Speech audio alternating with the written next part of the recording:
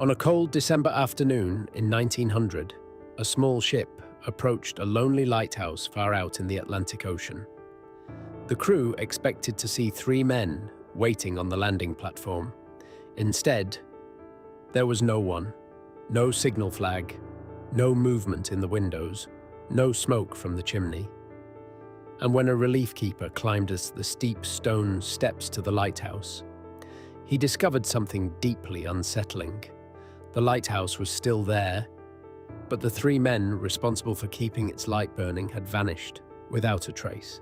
The Flannan Isles sit roughly 20 miles west of the Isle of Lewis in Scotland's Outer Hebrides, a cluster of small, jagged islands battered constantly by Atlantic storms. The largest island is called Eilean Mòr. For centuries, it was largely uninhabited. Local shepherds occasionally brought sheep to graze there, but many refused to stay overnight. The islands had a reputation for being strange and unsettling. In 1899, a lighthouse was constructed on Eilean Mòr to help guide ships through the dangerous waters of the North Atlantic. The lighthouse stood 23 meters tall, perched more than 100 meters above sea level on the cliffs. Operating the light required a constant crew. 3 lighthouse keepers lived on the island at a time. In December of 1900, those men were James Ducat, the principal keeper; Thomas Marshall, the second assistant; Donald McArthur, a temporary relief keeper. Their job was simple: keep the lighthouse running, maintain the machinery, and record daily weather observations.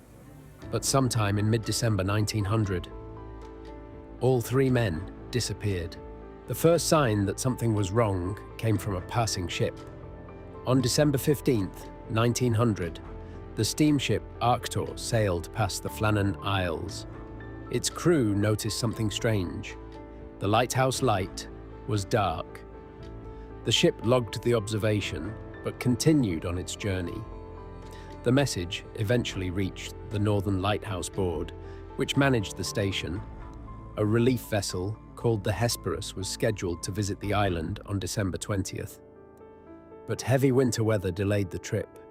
It finally reached Eilean Mòr on December 26, 1900. The ship's captain, James Harvey, expected to see the keepers waiting. That was standard procedure. But as the ship approached the island, there was no one on the landing platform.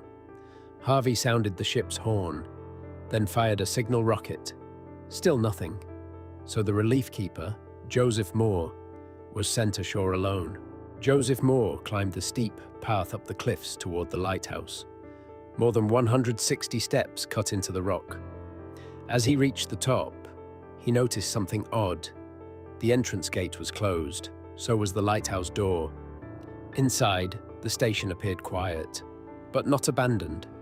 The beds were unmade, the clock had stopped, and the lamps had been cleaned and refilled, ready for use. There was no sign of the 3 keepers anywhere inside the building. One detail stood out immediately. Only one set of oilskin rain gear remained hanging inside the lighthouse. 2 were missing, which meant 2 men had gone outside into the storm. But one man had apparently left without his coat. In the North Atlantic winter, that would be almost unthinkable. Moore returned to the ship and reported what he had found. Soon, more crew members came ashore. Together they searched the island, but there were no bodies, no footprints, no signs of struggle. Just the empty lighthouse and the roaring Atlantic. The only clues came from the western landing area on the island. There, investigators discovered signs of heavy storm damage. A supply box had been smashed. Iron railings were bent. A section of the island's rail track had been torn loose from the concrete, and a massive rock weighing more than a ton had been moved from its original position. Whatever had happened here, it involved enormous force. On December 29th, Northern Lighthouse Board Superintendent Robert Muirhead arrived to investigate. He personally knew all 3 missing men. After inspecting the lighthouse and the damaged landing area, Muirhead proposed a simple explanation. He believed that two of the keepers had gone down to the western landing during rough weather. They may have been trying to secure equipment that had broken loose during the storm. The third keeper likely ran outside to help them, but before they could return, a massive wave struck the cliffs, sweeping all three men into the sea. It was an official explanation, but it left many questions unanswered. Over time, the story of the Flannan Isles became even stranger. New details began appearing in newspapers and stories. Some claimed the lighthouse logbook contained terrifying entries. One entry allegedly described a storm, the likes of which I have never seen. Another claimed one keeper had been crying, and that the men had begun praying together inside the lighthouse. But historians later discovered something important. Those entries were almost certainly fiction. The real logbook contained routine weather notes, and the dramatic passages likely came from later retellings, including a poem written in 1912. Still, speculation continued. Some believed the men had been swept away by an enormous rogue wave. Others proposed darker possibilities: a fight between the men, a murder followed by suicide, or something far stranger: sea monsters, ghost ships, even supernatural forces said to haunt the islands. But none of those ideas were ever supported by evidence.